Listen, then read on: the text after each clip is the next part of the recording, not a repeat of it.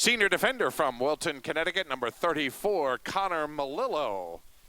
A senior midfielder from Saddle River, New Jersey, number 35, John Barney. Sophomore defender from Manhasset, New York, number 41, Nicholas Zenobio. And in goal, a senior from Ridgewood, New Jersey, number 10, Timothy Matesic.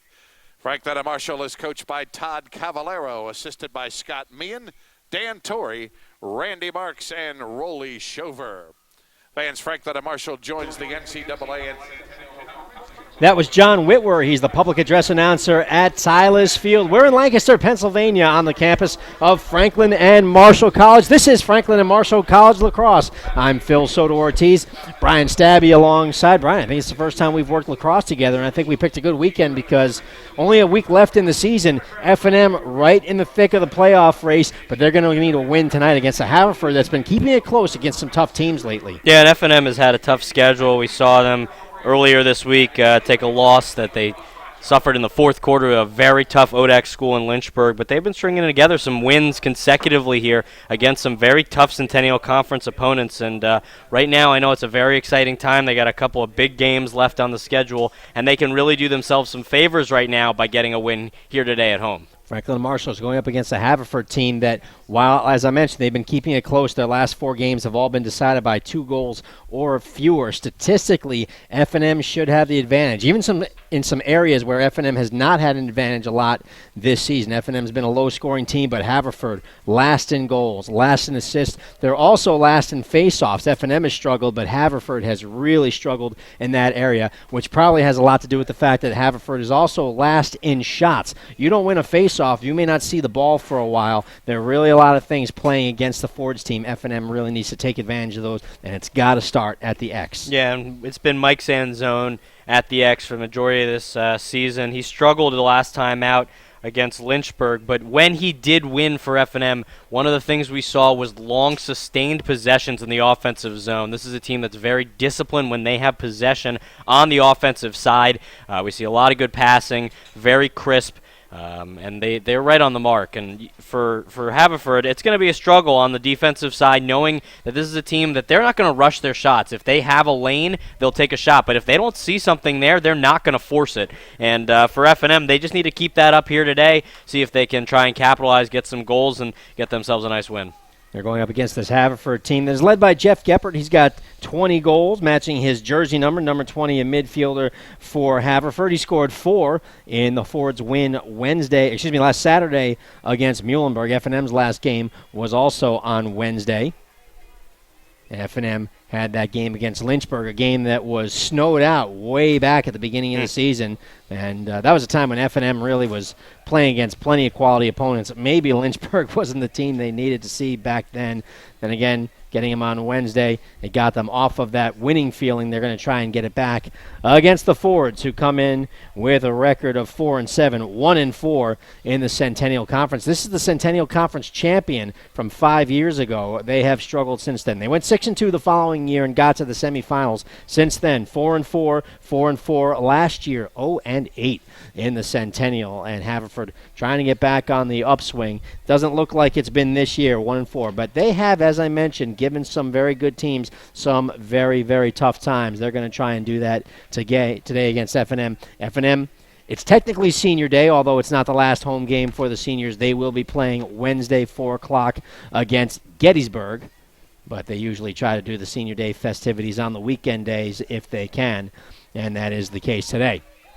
The officials were a little bit late, so if you're wondering why we have not gotten underway yet, that is why, but they are here, as you can see on your screen, and now the teams are just about ready. F&M, of course, will be wearing the home whites with the blue numbers. Haverford with the black jerseys with the big red block numbers. It's a pretty easy uniform to read for broadcasters. And Brian, F&M comes in tied with 3 other teams for the last couple of playoff spots in the Centennial, tied with 2 losses, just going by the loss column. And Dickinson not too far behind Red Devils improved to 4-3 with their victory today. Just one game left for Dickinson, and that's going to be against F&M next Saturday in Carlisle. That very well could decide who goes to the Centennial Conference playoffs and who stays home. Yeah, that's the way it's supposed to be. Coming down to the last week of the season, I like to see that excitement, trying to see who's going to get in. And really, in this league, there are so many top dogs. You never know. If you come in as that last seed, they can make a run. It wouldn't surprise anyone if the number 5 seed was able to go in, get a couple of upsets on the road, and maybe make their way to the NCAA tournament. So for these teams, it's really just a question of getting into the dance and seeing what happens there. And looking at today's matchup, the last time out against Lynchburg, F&M came out real hot in the first. They scored a bunch of goals, handful of goals, a 3-goal lead, and they really struggled in periods 2 and 4. So we'll see if they're able to replicate that here today, but iron out some of the kinks that they had in those even-numbered quarters in the Lynchburg matchup. But again, trying to find that success right off the draw, right off the opening face-off, see what they're able to do and if they can get going fast. It'll be Brandon Smith to take the face-off for Haverford, going against Mike Sanzone. Smith has taken 108 face-offs this year. He's only won 43. It's been tough. 15 minutes on the clock. We're underway, and Sanzone hikes it back like a football center where it's scooped up very nicely. And it'll be flipped by Brown over to Timothy Matesic, senior goalkeeper for F&M. Just enjoyed his senior day festivities. He finds Connor Malillo. Underway in Lancaster, Pennsylvania. Phil Soto-Ortiz, Brian Stabby, bull dodge shown by Chad Gamble. He and his brother Phil honored today on senior day. Brown drifts off to the right, and it looks like he's going to get rid of it and then get off the field as F&M will go with the first midfield line of Phil Gamble, Chad Gamble, and here comes Ben Ross stepping over the midfield line. There goes Phil Gamble down the right side. He's got Sean Rogers waiting behind him, and it looks like Brandon Smith might try to shut off Rogers. That is not a bad idea. Up top, it's Gamble. Down the right side, P.J. Jackson tried to make a play on him. Out on the wing and back up top. F&M moves it quickly. Ross, left-handed cradle, flips back to the right, and up top, Chad Gamble. Phil drifts up top as well. F&M been going 3 high with the midfielders, the Gamble brothers, and Ben Ross. Keep an eye on Ross. He has a rocket of a shot, and he's been known to take it with some distance, but he tries to utilize those screens out in front, to have some guys create a little bit of chaos, try to capitalize, take advantage. Phil Gamble makes a bounce pass. That's a fake pass. They still got it. Back up top for Ross. Good defense so far by Haverford. Ross, goal line extended, tries to dodge his way to the front, gets off a good hard shot that was steered aside by Eric Caliendo, the keeper for Haverford. He's a junior. He started every game but one of his college career. One game his freshman year, he was not the starter. 4-7, 9.34 goals against average, 128 saves here in 2015. He's been getting better of late. Last 4 games, save percentage better than 60% each one. One had one as high as about 76. And he was very good the other day against Muhlenberg. Phil Gamble down the right side from a sharp angle. Bossy tried to put it out front, and it was knocked down by Caliendo, and then he scoops up the ground ball, and the forwards withstand the early pressure from F&M. 2:05 gone by, no score. The forwards and the Dips. Yeah, you saw them making those passes clockwise or counterclockwise direction, closing in. Just couldn't complete that last pass right out to the goal mouth, and that resulted in Haverford's first offensive opportunity of this contest. Jeff Geppert has it. He's going to wait back. Haverford will change one last player, but it looks like they've got the midfielders that they want on. Tav Hafner is out there. Jack Bodine, he gets it along. Back at the attack and out to the midfield. Geppert gets it up top for Gerard to Hafner. Hafner goes lefty, flips it to Bodine. Jack Solly. He gets it back. They play catch out on the right side and then finally come back up top for Gerard Hafner. And they just continue to move it. Nice catch by Solly going down low. It looks like they're going 1 high in the slot between the circles. Those 2 wingers, the 2 other midfielders, are out very wide. See if F&M stays at home on defense or if they come out to contest and try and cut off some of those shooting or passing lanes. Looks like they're going to collapse down into a 1-4-1. Down the right side, and F&M has it clogged up pretty well. Solly for Hafner. Hafner's got the shorty on him. That's Drapanis. Tough pass. Solly has a little bit of room. Now he's cut off. He still has it. And back outside for Hafner. All the way back out to the midfield. Geppert down the right side. Fires a shot that never got through. Chases after his own rebound, but it rolls in on Matesic. And he flips it out to the midfield. Here comes Nicholas Drapanis. Lacrosse midfielder. Football cornerback. Darn good athlete. Still just a freshman. Hard to believe. Yeah. We've done a lot of his games now across 2 sports. After a season of football, it's hard to call you a freshman in another sport later. Yeah, sure is. Playing in front of a lot of fans over at Spinaga Williamson. 4:15 gone by, still no score. Each team has had one possession. F&M now on its second. Chad Gamble tries to dodge. Double team comes. Fed to the front. Rogers backhand score. Oh. Nifty play by Sean Rogers. Give the assist to Chad Gamble. Rogers had too much momentum to try and turn around. He never would have gotten a shot off, so he just flipped the underhand backhand at a worm burner. I don't think Caliendo was ready for it. Who could blame him? F&M on top, 1-0. Yeah, and that offensive set there for F&M was like jazz. Just a little bit of improvisation right at the end there. I don't think that's how he would have drawn it up, but nice job with the backhanded shot, the scoop shot underneath, and that'll get F&M the first goal of the contest.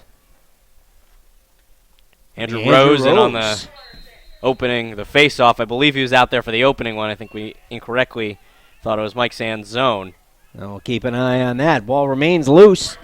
And it looks like Melillo's got possession called, but still nobody able to come up with it. They continue to fight for it, and finally F&M has it. Nice job by Anthony Doherty, who's quietly had a very nice year. Scooped up by Smith, who stays on after the faceoff and went to the air. And this is going to be a loose ball push against F&M. Ball belongs to Haverford.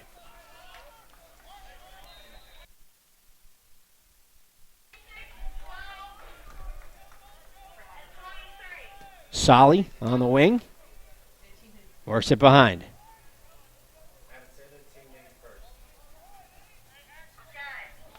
Haverford goes with the second midfield line. Greenberg is on. Alejandro Vega out there as well, one of the seniors. And then they'll get it back out there. Andrew Dalk is also a face-off guy. On goal line extended. And it's taken away nicely. Good play on the D. Melillo got the stick in there. Tough clear, however, and the Haverford forwards take it right back. Yeah, really just picked his pocket as he was trying to come down that left side alley in front of the Haverford bench. Very physical in front of that bench, and a nice long feed from Caliendo to Dalk. And right back to the attack. Still no score, about 6 minutes gone by. First quarter at Tyler Field. Solly from behind, waiting for Bodine to show for him.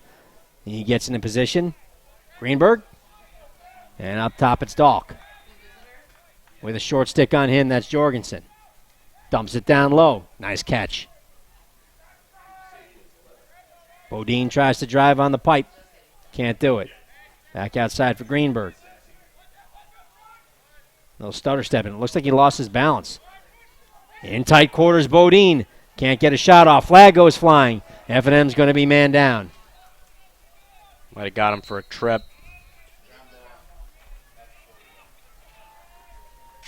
Zenobio comes up with the ground ball, and that brings about the whistle. The call is a hold. It's on Connor Melillo. That's a 30-second technical foul. So Haverford will have its first crack at the man up. They're sixth in the Centennial Conference, 25%, 13 man-up goals this season. They'll send out Gerard, Hafner, and that's Geppert with the ball.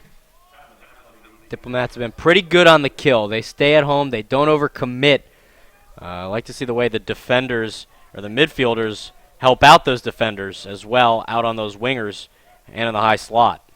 They put a lot of pressure on the ball, and it's knocked down by Doherty. Down low for Solly. Down to 8 seconds. The 30s go by quickly. Bodine tries to feed it to the middle. It's not there for Hafner. Coming up with it is Rudy for F&M. Loose ball. Knocked away by Hafner. Stays loose. And scooped up by Drapanis.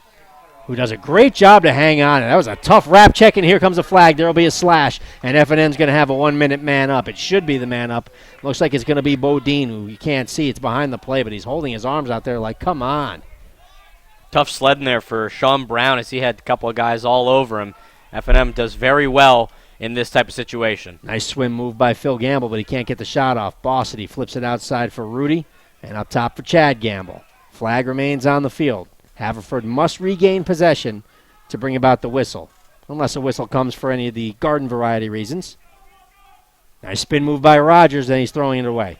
But F&M's going to have it anyway, as Haverford will be man down. It is a slash. You almost could see that one coming, Brian, after that first vicious hack that they actually let go, but that obviously got the attention of the officials. The second one, I thought, not nearly as wild. Yeah, and it was right in front of the official, that second one for sure. Might have been I don't know if you want to call it a make-up call, but I think they righted missing out on that first one. F&M 0-4 in their last time out against Lynchburg. Nice feed for Chad Gamble, but he missed. On the man advantage, so we'll see if they can get one here, and this is a good prime opportunity with under 7 minutes left to go in the first quarter. Up top, Ross chased right back out to the midfield. Fake pass, back up top for Ross. He's getting a man on his left. Rogers wanted to feed it. Up top for Ross. Oh, could not hang on to it. And it's picked out of the air nicely by Weisberg. I think he was thinking about that shot he was going to take as soon as he collected before he was able to bring it in. They go back to the keeper. And Caliendo, with 21 seconds to go, throws a very tough pass, hard to handle, and F&M has it on the turnover. Rogers, still with 15 seconds to go. He's got a trailer. Got a man behind. Instead, he goes out to Barney, all the way back out. Still 10 seconds on the man up. Enough time to set something up. Gamble goes around, fires a shot and missed. 3 seconds remaining on the man advantage. 6:07 in the quarter. F&M leads at 1-0. Shot, that one missed, and now Haverford has killed it off. F&M will get it back in. But they can't take advantage of not just the penalty, but that very, very tough turnover by Haverford. Yeah, when you turn the ball over on the man up, you're really kind of just shooting yourself in the foot. F&M had a good prime opportunity there. They had some good passes. It was just one more connection. They would have got that shot off with a lane, but just wasn't meant to be that time. Nice defense on the ball. And it comes back now all the way across the field for Phil Gamble. Fenaroli's on him. He's a good one. Barney with the shot and scores. Oh, what a rip. Right-handed. Just a quick cradle and muscle. Not much that Caliendo could have done that. F&M goes on top 2-0 on that right-handed rip by John Barney.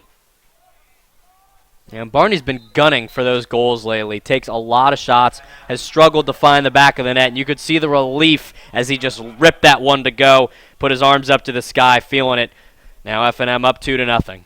5:36 remaining in quarter number one, and Haverford talk thing over on the timeout. 2-0 F&M. You're watching Franklin and Marshall College Lacrosse at GoDiplomats.com. Brian's first time I've gotten to work since the Washington game 2-3 weeks ago, and in that game what was noticeable is that Phil and Chad Gamble were out for every single shift. They took 13 shots in the game. All the other midfielders put together only took 7. I looked at that today, and then I looked at the ensuing game. Since then, it's much more lopsided. The Gamble brothers taking a much more normal number of shots, and everybody else has been involved. A big part of that, according to the box score, has been John Barney, but that's just because he starts on the wing on the faceoff. He's not really a midfielder. He's an attackman, and that's an attackman-type shot. Yeah, for sure. Barney has been really great on the offensive end in terms of providing a lot of energy. We see you'll actually notice him and Drapinis. Drapinis primarily is out there on the defensive as a defensive midfielder as they come through the midfield when it's not the long change on that corner. Drapinis has been the guy to go out there, but Barney has such energy, plays so quickly. He has so many moves, a lot of moves that he has. You don't see that from other guys in this conference. He has a tremendous amount of talent and athleticism, and it's really only a matter of time before he's able to get those goal numbers up. Not that he has a tremendous amount of time left to do it, but he's always dangerous every time he possesses the ball on the offensive end. He's got a couple of 3-goal games this year against McDaniel and against Swarthmore, both of them recently in the last 4 games, so he really has been heating up and shooting more for F&M. Should mention that Haverford is without one of its stars, a freshman, Isaac Creer, who's second on the team in scoring overall and second on the team in assists. He's out with an injury. I was not told the details of that. But no doubt the Fords would much rather have him than not. And on the injury front for F&M, we did see the return of Will Ballantyne to this squad the last time out. Has some rust I think he might need to knock off after suffering a pretty bad lower body injury earlier on in the season, but good to see him get back in the mix. Nice hustle by Drapanis as Brandon Smith won that exactly where he wanted to go, and Drapanis just outran him and everybody else to the ball. And as a result, F&M with possession up 2-0. 5:18 remaining in quarter number 1. Only 2 Centennial Conference games left for F&M after this. Wednesday against Gettysburg, and then next Saturday at Dickinson. Yeah, Wednesday, men's women doubleheader here against the rival Bullets. Going to be a lot of fun. Yeah, that women's rivalry, F&M Gettysburg. There are not many rivalries in any sport in the Centennial Conference better than that one. They've just been going back and forth for the conference championships for the better part of a decade.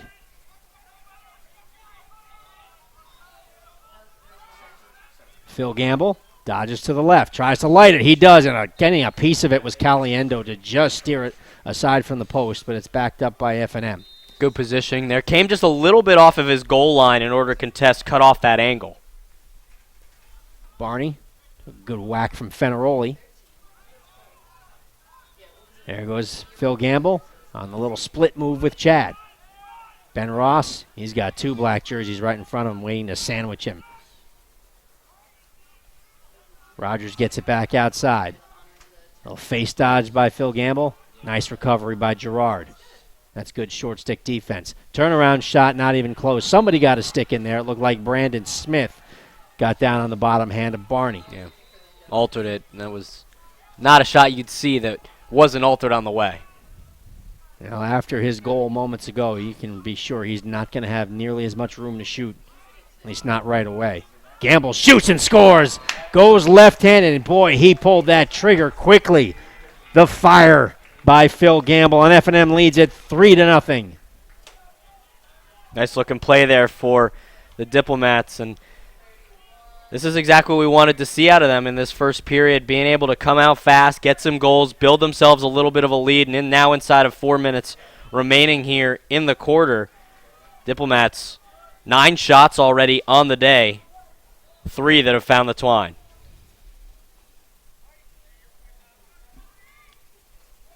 Haverford will switch it up. They'll go with Dalk on the face-off.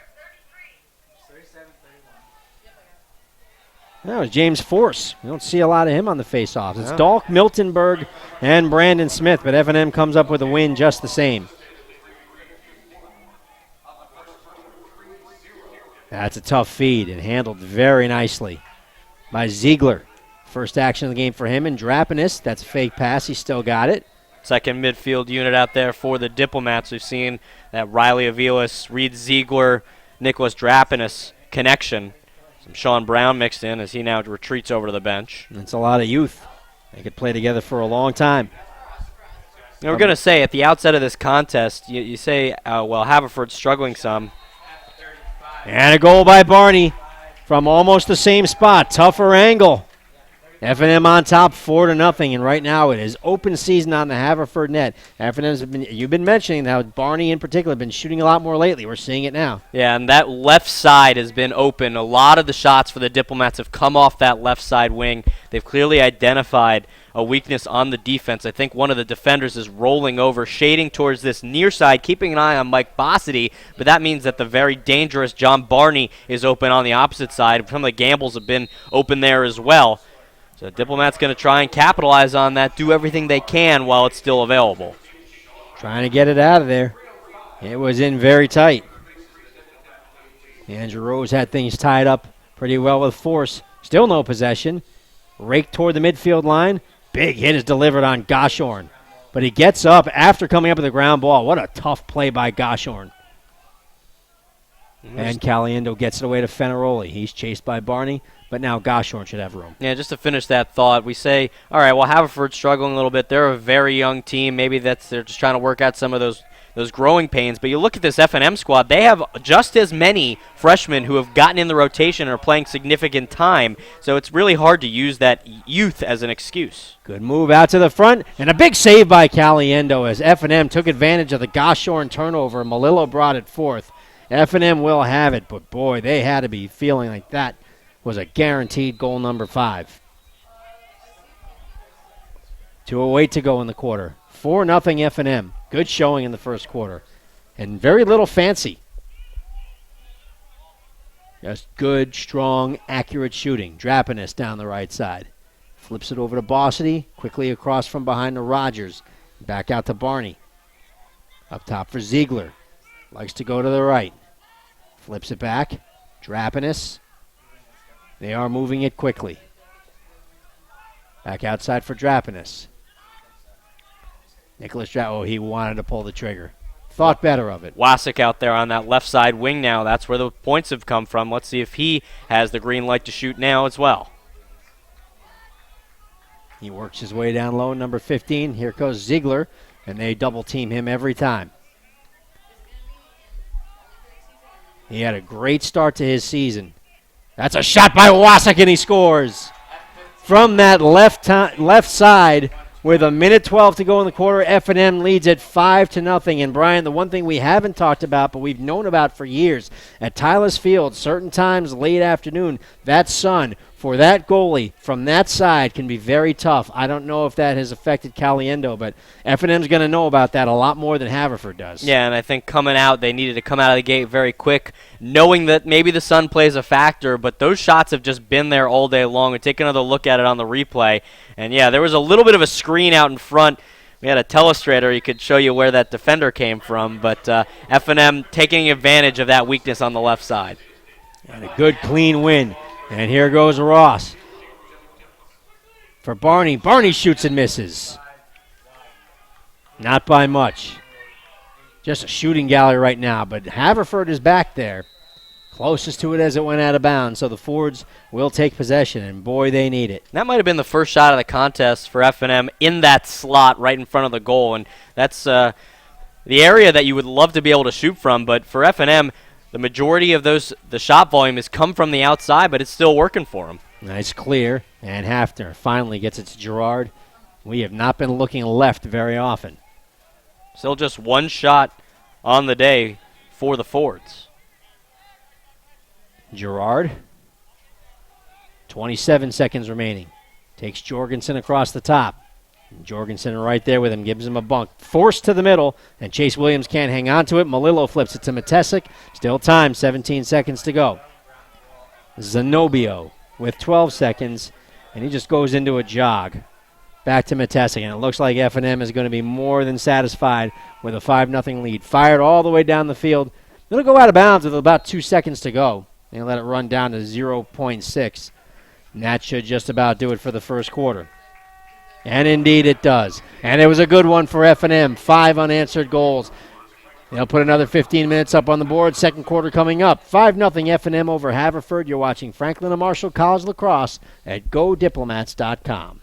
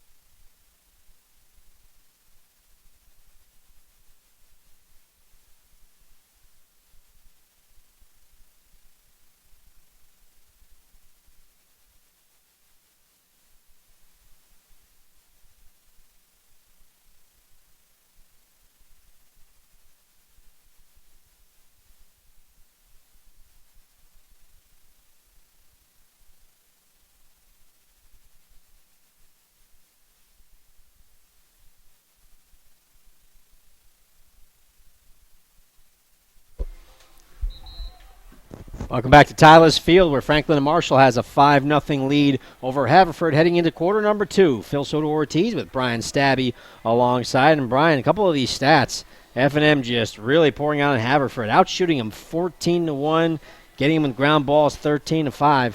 Not to mention everything that's actually on the scoreboard. Yeah, and if they had track of possession time, it would be strongly in favor of the home team, as the majority of that end was spent over in front of the Haverford goal. Take another look at some of the out-of-town scores from around the Centennial Conference. Number 2, Gettysburg, putting a beating on McDaniel. They're up by 10 right now, 15-5. That one, fourth quarter just about to get started. Dickinson defeated Swarthmore earlier today, 9-5. Salisbury laid it on thick on the road at Washington College, 23-5. The final there. Number 13, Ursinus, 20, defeating Muhlenberg, who only tallied 2 goals on the day. What a year Gettysburg and Ursinus both have had. Sean Brown, very, very lucky to get away with a hold. He took that left hand off the stick. Just like in hockey, you take a hand off the stick and make contact with the player. Very, very odd that you will not get a penalty called. Haverford with the face-off win. Those were tough to come by in the first quarter, but they've got the first one now. I think it's their first of the game. Second, possibly. I don't know if the live stats have reset on that yet.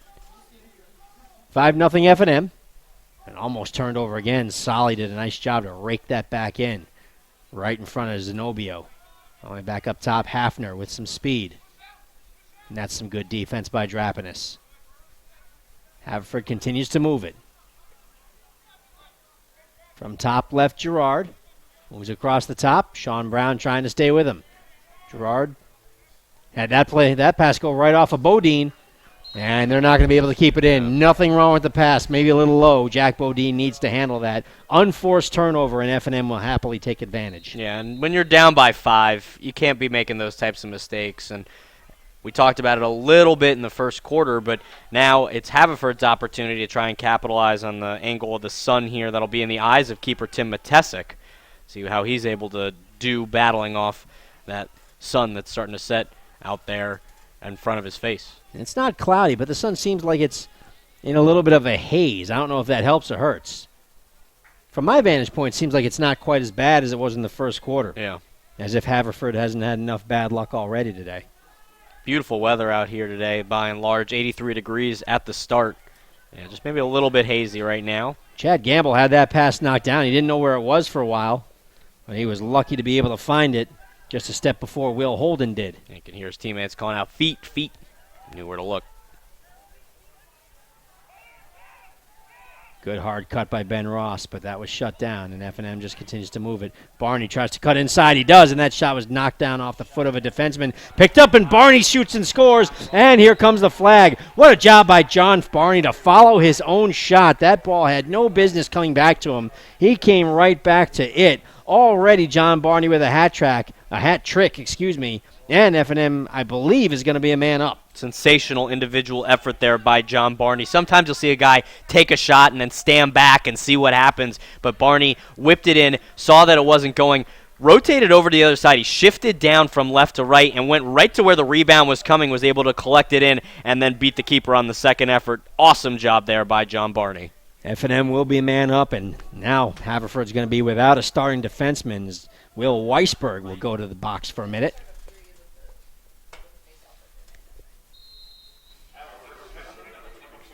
Brandon Smith wins that one back. Can't scoop it up. F&M does. And the Diplomats should be able to take advantage as Phil Gamble can get the ball back, but he throws it to nobody. But F&M looks like they'll have a beat on it, and they do keep it in play. Nice hustle by Ben Ross. He also had a pretty good angle on it. And Todd Cavallaro will talk things over as F&M took 17 seconds to set things up, and they now will have a chance to run the man up. Up 6-0 already. 12:19 remaining in quarter number 2 at Tyler's Field. You're watching Franklin and Marshall College Lacrosse at GoDiplomats.com. You know, we talked a lot so far in this contest about the efforts of the attackers and the midfielders, but give a lot of credit to the defenders as well, as they've only been able to hold, or Haverford's only been able to register one shot on the day. We've seen some good work out of Anthony Doherty, Nicholas Zenobio, a couple of checks away from the ball that have really sort of they've just not been in a rhythm, have the attackers for the Fords. And if they're going to get back in this contest, they're really going to have to try to find a way to test keeper Matesic. But really, he right now has just been cool as a cucumber back there. Hasn't really had to deal with very much because of the guys that are in front of him. Take a quick look at the standings in the Centennial Conference. Gettysburg still undefeated, 12-0, 5-0 in the Centennial. They are in first place. Obviously, Ursinus, which is a bit of a surprise, or it's not anymore at this time, but certainly not expected to be contending for a title going into the year. 9-2, 4-1 in the conference. But then McDaniel, Washington, and F&M all with 2 losses heading into action today. McDaniel is on its way to a loss against Gettysburg. So F&M and Washington should be in position for 3rd and 4th, which is where you need to be playing postseason lacrosse. But Dickinson only 1 loss back, and they will play F&M next Saturday. So it is going to be a fun finish to the season. F&M with the man up. Barney on the left side. F&M tries to pack it in a little tighter than usual. On the right side, Rogers for Chad Gamble. Feeds it to the front. Barney turns around, shoots, and scores like an alley-oop. And Caliendo might have wanted that one back because Barney could not get a lot of velocity on it, but certainly the accuracy was there. 4 goals in about 18 minutes for John Barney, and F&M on top, 7-0. That's a man-up goal. Yeah, John Barney really putting on a show here today at Senior Day, and that was another highlight reel goal for Barney. He collected. His back was to the goal. It was just a turnaround jump shot. I don't think he knew where he was looking when he registered that shot. It left his stick as he was still in the air and turning, and he was just able to get it into that top upper third corner and make it a 7-0 advantage. We'll get another look at it here on the replay. Yeah, you see the goalie leaning off to his left. Shot came to the right, but it just came off the stick so quickly as he was pirouetting around in the air. Awesome goal there by John Barney. And they're not calling the dogs off at all as the Gamble brothers coming back out. Attempted a bull dodge by Chad Gamble. Good timeout by Coach Todd Cavallero before that John Barney goal. No question about it. Nothing too complicated. No. Just a little inside-out play. Chad Gamble, he's got guys moving. Barney is cutting. Boy, he wants goal number 5. He sprinted that cut hard. Back up top for Ben Ross, and here comes Phil Gamble. Yeah, Barney just like a shark with blood in the water. He's feeling it. He wants to keep going. When you're hot, you're hot. Yeah, feeding frenzy for John Barney today. Ross will light it up and missed over top. Rogers backs it up, and F&M will keep it. 7-0, F&M on top. That's a good hard feed. Ross can't handle it. Caliendo tries to bring it in, and he does. Badly needed possession for the Fords.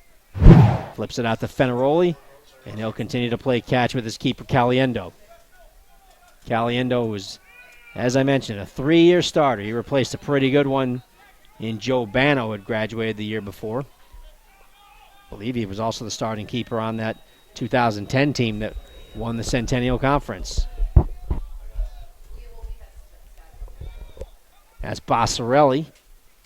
Did not start at the attack, but he's there now. Back up top for Hafner. Hafner trying to run Chad Gamble, which is not a bad strategy. Even if you don't beat him, maybe tire him out. Let your defense not have to deal with him for a little while. That's Geppert. Leading goal scorer, has it taken away. Rudy tries to push it forward. He does. And there's Chad Gamble trying to get to the loose ball. Instead, it's going to be Phil Gamble. Here they come with numbers. Barney lights it and scores. There is number 5. Fenaroli couldn't get there in time. Not much that could have been done. F&M has just been faster to all the loose balls today, and this time it leads to not even a 4-on-3 break, but a 3-on-2 break, and Barney, with a lot more velocity on this shot, makes it 8-0 F&M. Yeah, and he had a nice lane there. He was able to size up where the goalie was in net and just said, listen, I'm going high cheese, was able to slip it in under the crossbar. He's been shooting and scoring from all over today. What a show from John Barney.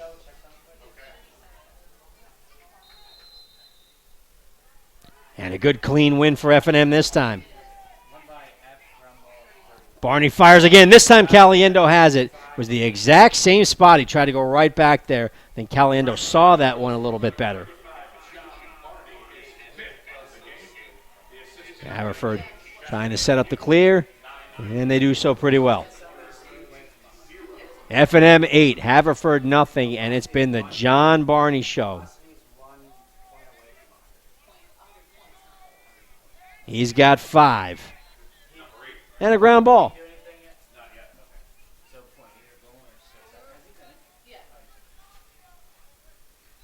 See if F&M can pack it in once again on that defensive end. Make another stop. Bossarelli draws a double team and throws it away. But Dalk is Johnny on the spot. He's able to get it back. Back outside for Greenberg. My mistake, that's Vega, number 12. Greenberg is 11. Dalk tries to make a face dodge, but he's too far out to do much with it. Back behind.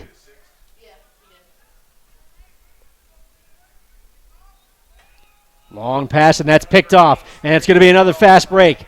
Hustling all the way up the field. Sean Brown, 4-on-3. Finds Barney. One more pass down low, and they hit the pipe. Out of bounds, and closest to it is Haverford. It's going to be Ford's ball. Sean Rogers did not miss by much, obviously, as he hit metal. John Barney had another chance at a goal there, but did the unselfish thing and opted to make a very wise pass. It was the right move in that situation. So good on him there to try and keep that offensive side going, and a good defense to offense speed transition for F&M. Now that was a textbook fast break. And if Barney had taken that shot, it would have been a selfish play. But when you've got 5 already in just a couple of minutes, they start to ooh and ah when you get the ball in that spot. Yeah, Barney saying, I'll spread the love. Yeah, I've got mine already today. Nice move. Unable to do anything with it. That was Jack Russ. Down the right side for the shot. Nice save by Matesic on the short hop. And here goes another fast break. He can't connect, but there is time. Doherty runs right through it. Another 4-on-3 with Drapenis. It's a 5-on-3, but nice hustle to get over there, and there wasn't much Doherty can do with that, so he bounced it over top, and F&M will possess. I love seeing those fast breaks, and then you see that it's a long pole that's got it. Yeah. Good job by Matesic there, going down and reading that ball off the ground. A really hard shot to be able to anticipate the angle that it's coming from. And he struggled at times this season, but that was just a case of him looking really great and being able to read the angle and go down and scoop it up off the turf, leading to that fast break for F&M. Rogers out to Barney. Anticipation, but he gives it up. Trying to work his way in. And that was Teddy Bossity, and he lost it. Tried to do a little too much on his own, but now they have 3 people all surrounding Mitch Hagan. And he's able to get away with it. And that pass is thrown away. Ellis couldn't handle it, but coming up was Bodine. Very, very smart, backing it up. Like an outfielder backing up a base. 6.5 to go. 8-0 F&M on top. 6.5 to go. Still in the first half, I should say, if you're just joining us. F&M playing possibly its best half of lacrosse this season. Yeah, no second quarter malaise here today, as they have just kept their foot on the gas. To Haverford's credit, as I mentioned, they have played a lot of pretty good teams very tough. Washington and Gettysburg accepted, and York. Those are tough teams. Oh, yeah. There haven't been too many blowouts in the Centennial this year. Even some of the teams that you expected to be bottom feeders and are down there, Haverford, Swarthmore, they have not been walkovers. You've had to bring your A game against those teams. Well, and you think about it, going back to the beginning of the season, this is a league that had 3 teams in the top 25. One of them wasn't Haverford, or wasn't Ursinus, rather, and now they are at the top in the top 25. So this is a strong league, a lot of parity, and the tournament's going to be a lot of fun to watch. Nice job by Barney. Recognize that Goshorn was sneaking up behind him. Not really sneaking, charging up right between the shoulder blades, and he ducked out of there pretty quickly. Yeah, he heard footsteps, but it was coming hard. Self-preservation is a very powerful instinct. Second middies are out there, Riley Aviles, and he'll scoop it up with Teddy Bossity. And Aviles does a nice job to keep it in play. What a smart job. Gets to his brother. Mike Bossity with 99 points on his career. So turn around for Mike. That one just missed. And he'll get to the century mark with either a goal or assist here.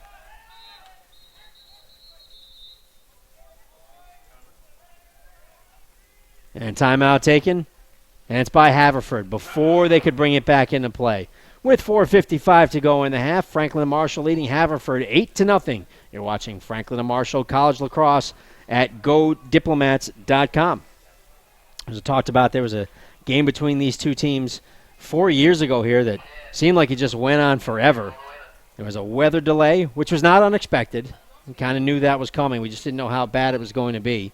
It was an hour of rain, and then there were tornado warnings in the area that delayed the game another 41 minutes. So it seemed like we were here forever. And then the game went triple overtime. It was an exciting game. This is back when Haverford was still really riding its A game, and Miles Monahan scored his third goal of the game in triple overtime. Haverford won that game 8-7. Definitely one of the more memorable games I've done here now in my 6 years doing F&M lacrosse. But since then, Haverford really fallen off the last couple of years. They have just not been there, and as Dickinson has risen, Washington has come back up, and F&M has really steadily progressed. Haverford, for one reason or another, has kind of gotten left behind. And you were saying in the pregame that it feels like that game, the marathon game, just ended about a week ago. And I remember watching that one. I wasn't able to be a part of it, but yeah, that was one where it was certainly for the record books. Haverford, though, as you said, struggling a little bit here, but it looks like in what we're seeing here today, they have some pieces that they can build upon, whether it's Jack Solly, the freshman, a couple other freshmen out there, starters, Hagan and Gerard. They've shown a couple of things, but this is just an F&M team that is firing on all cylinders here today at home. This is a sport. And there are many sports that are like this now, but I think lacrosse has been like this for a long time, where freshmen can come in and make a big difference right away. You got a lot of guys that are 18 years old. They really know how to play this game, and they have incredible athleticism as F&M throws it away. Rare mistake today by the Diplomats.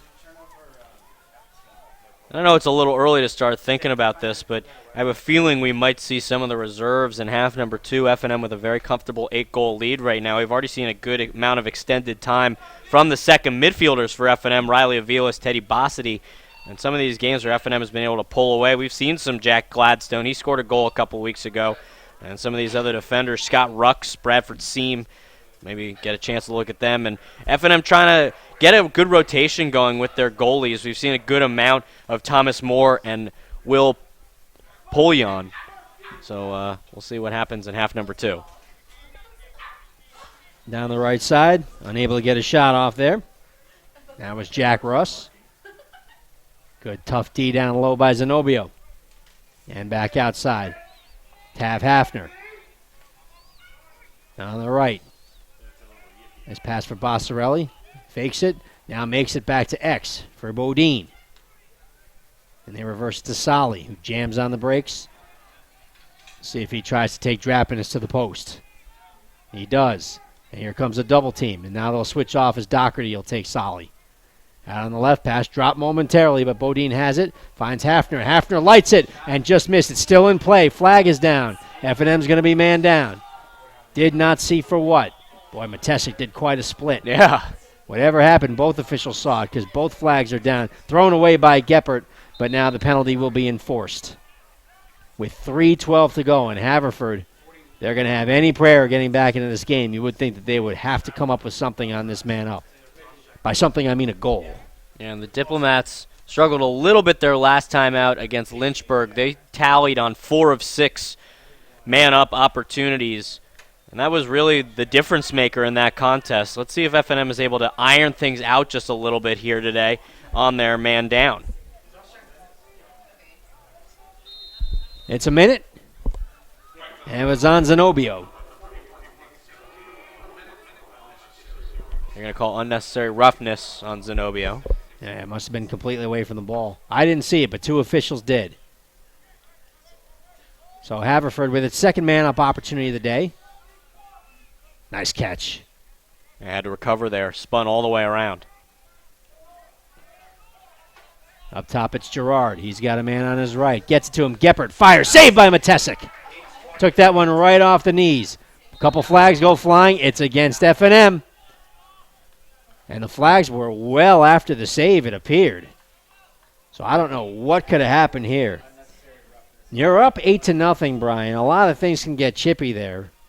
It's usually the team that's down 8-0 that will be guilty of that type of stuff. It's on Sean Brown. It's a minute and still 29 seconds to go on the penalty on Zenobio. Yeah, they're going to call another unnecessary roughness. That time on Brown. So now a really prime opportunity for the Fords to tally their first of the contest. Not a good time to lose your cool. Great chance for Haverford to try and get back in this thing. To the middle, Gerard can't handle the pass. Backed up by Geppert from a sharp angle. He fires, hits the outside of the net, and Matesic will just grab it. 10 seconds to go on Zenobio's penalty. And Matesic's just going to wait that out.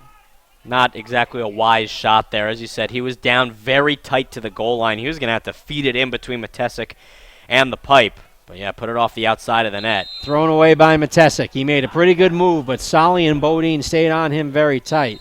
But that does kill some time. Down to 25 seconds to go on the Sean Brown penalty. So right now a 6-on-5. Fed to the front, picked off.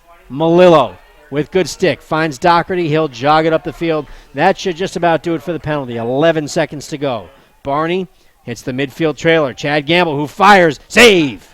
A kick save, and it's all the way back out to the midfield, and Goshorn has a beat on it. He has it. Good feed. Handled nicely down low, and then thrown away. Trying to find Chase Williams. And a little too much on it. Penalty is over. F&M has it back. They just weathered a big, tough storm. Yeah, just a little bit of a frustrating quarter here for the Fords. They've had their opportunities, just haven't been able to capitalize. F&M has made a couple of mistakes, thrown some passes away, but for every time that they've done it, Haverford has done it as well. Nice catch by Chad Gamble. Speaking of throwing passes away, Gamble just saved a teammate from doing the same. Minute 17 to go in the second quarter. F&M comfortably ahead, 8-0. They have had their trouble at the end of quarters. Along the post, Bosty back outside, and up top for Phil Gamble. Down to the final minute. Good hard feed. Ross across to Chad Gamble. F&M moving it well, and what a beautiful goal. Everybody touches the ball. Mike Bossity touches it last. He's got his first goal of the game, and with 54.5 seconds to go, it's 9-0 F&M. What an offensive set that was for the Diplomats. Everybody moving it crisply. And there it is, number 100 points on the career for Mike Bossity. And as you said, just tremendous passing. You could see the sense of anticipation as F&M was moving the ball so well. They started to close in, pick up speed, and at that point, it was all the Haverford defenders could do just to come over. But Bossity with a rocket of a shot off that right side wing, and he was able, there was no doubt about it. Pushed forward by Andrew Rose, and then an illegal procedure against Haverford. Plenty of time for F&M. Still 45 seconds to go. Already up 9-0. Barney dangles it, and back in underneath at X for Rogers. And he'll find a man out of the box. They're not done yet. I'm still first midfielders out there. Ross, little head fake. In too deep. Here comes Phil Gamble trailing. And he's got Barney trailing him. And instead, he'll still keep it and dance back to the midfield line with still 20 seconds to go. Nice catch on a hop by Boston. No, he couldn't hang on to it. Couldn't decide whether to say handle it or hang on, so I said hangle. 7 seconds to go. Long pass all the way up the field. It's on goal. Matesic picks it up, fires it right back, plays catch with Caliendo. Does he throw it back? No, he'll just run it out. There's the horn, and mercifully for Haverford, the first half is over. F&M with a 9-0 lead through 30 minutes of play. Impressive. John Barney, the story with the 5 goals, but really it's been a good team effort all around. Yeah, and for Barney, a nice individual effort on the day, but we talked about it a little bit. Great defensive showing from the Diplomat defensive unit in that first half. Matesic has been making really some very impressive saves as well. Yeah, that's about as good a first half as we've seen out of F&M in quite some time. We'll step out, come back up with the entire statistical summary as well as the out-of-town scoreboard from the Centennial Conference. 9-0 F&M over Haverford. You're watching Franklin and Marshall College Lacrosse at GoDiplomats.com.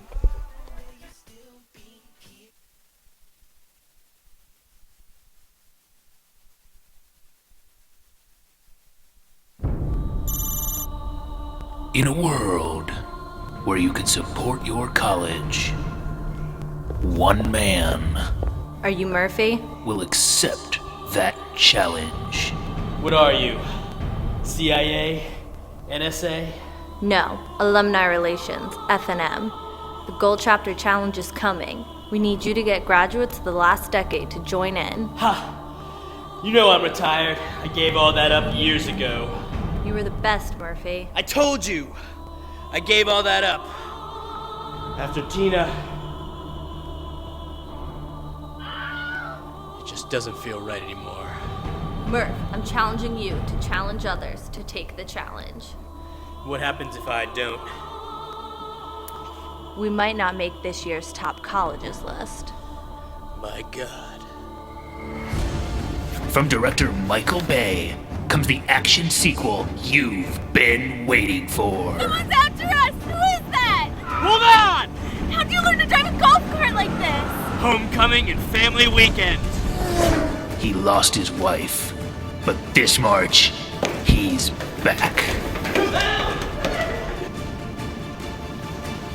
What is it? Someone's trying to sabotage the Gold Chapter Challenge. But who?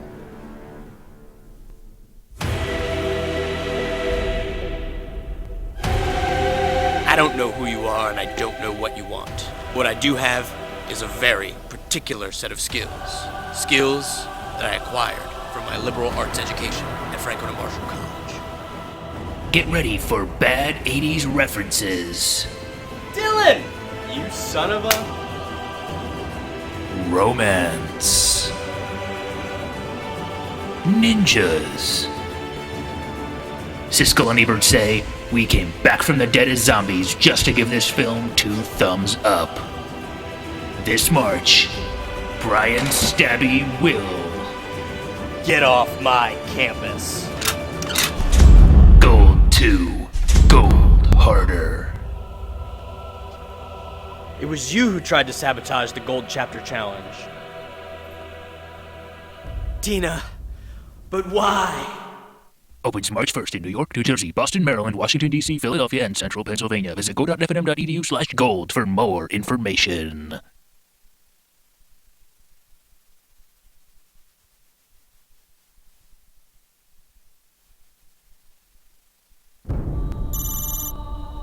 In a world where you can support your college, one man Are you Murphy? will accept that challenge. What are you? CIA? NSA? No. Alumni Relations, F&M.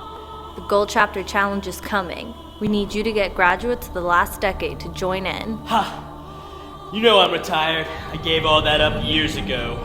You were the best, Murphy. I told you! I gave all that up. After Tina, it just doesn't feel right anymore. Murph, I'm challenging you to challenge others to take the challenge. What happens if I don't? We might not make this year's top colleges list. My God. From director Michael Bay comes the action sequel you've been waiting for. Someone's after us! Who is that? Hold on! How'd you learn to drive a golf cart like this? Homecoming and family weekend. He lost his wife, but this March, he's back. What is it? Someone's trying to sabotage the Gold Chapter Challenge. But who?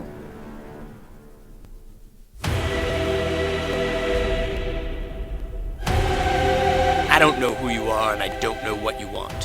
What I do have is a very particular set of skills. Skills that I acquired from my liberal arts education at Franklin and Marshall College. Get ready for bad 80s references, Dylan! You son of a... romance, ninjas. Siskel and Ebert say, we came back from the dead as zombies just to give this film 2 thumbs up. This March, Brian Stabby will Get off my campus. Gold 2, Gold Harder. It was you who tried to sabotage the Gold Chapter Challenge. Tina, but why? Opens March 1st in New York, New Jersey, Boston, Maryland, Washington, D.C., Philadelphia, and Central Pennsylvania. Visit go.fnm.edu/gold for more information.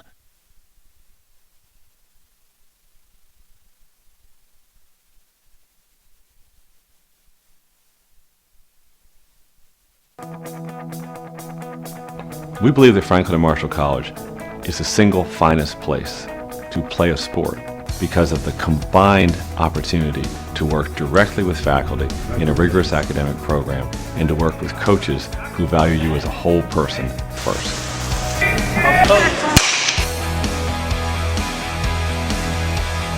Almost everyone on our team comes here because they're a good student and they want to be educated. And they want to go to one of the best places in the world to do it. It's nice in the sense that you get a very rigorous education, but then at the same time get to do something you love, which for me is soccer. The two go hand in hand to make for a complete program and a complete person. We believe that all of our graduates will make a huge difference in the world because of the education they received here. And for those that play a sport, we know they'll carry the values of honor and community into everything they do. I definitely think I became a better person and player. As many shots as we need to score, right? Through coaching, you get to reach people, to teach people life lessons. Everyone can be a leader. And I think that's something within our athletic department that we really try to work on. It's how do you hold each other accountable? We want each player to strive to lead by example. Coach told us it was all about the journey and not the destination. We want them to get A's, we want them to win games, but there's a right way to do it. I think you learn to work with others, right? There's true life lessons involved in sport. It was fantastic, the heart that you played, how close we grew together as a group and as a team. We'll go out into the community, play with kids from neighboring middle schools. The college benefits from these exciting community settings where we come together and cheer on some fantastic teams.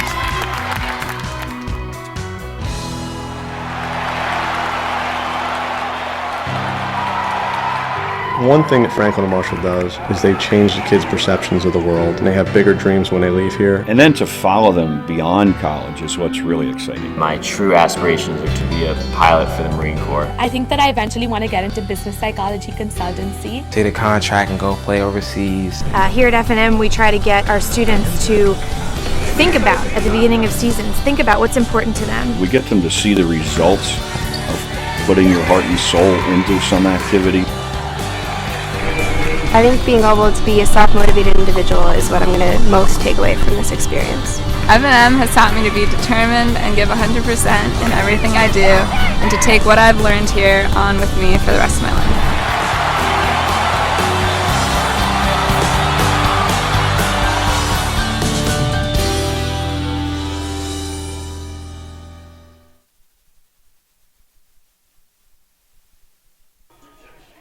I'll go back to Franklin and Marshall College lacrosse, and the stats pretty much believe that Franklin and speak Marshall for themselves. College Just look at the is the scoreboard. single 9-0 F&M play a sport on top of because of Haverford. the combined Bill opportunity Ortiz and Brian to work Stabby directly with alongside. faculty in a F&M rigorous just academic dominating in program shots, and to work 26 to with 5, coaches ground balls who value 26 you to as a whole 13. person first. Face-offs 9-2. F&M getting a rare opportunity to enjoy a very lopsided advantage in there. Almost everyone on our team comes here because players. they're a good student and they want to be 7 of educated. 10 and Haverford And they want to go to 5 one of the best places in the world to do it. It's nice in the sense that you get a very rigorous education, but then at the same time get to do something you love, which for me in is the first soccer. half. And The two go Eric hand in Caliendo has hand had to 5 make for a saves, but complete 9 program goals and a complete given person. up. Brian has the out-of-town scores. We believe that from all men's of our lacrosse graduates around the Centennial. Yeah, one of the game going on right now. McDaniel trailing at number 2 Gettysburg, 16-5. That one with 9.5 left to go in quarter number 4. I definitely already think I became a mentioned the better games that have person gone and player. final. We'll give them to you one more time here again. Dickinson knocking off Swarthmore at home,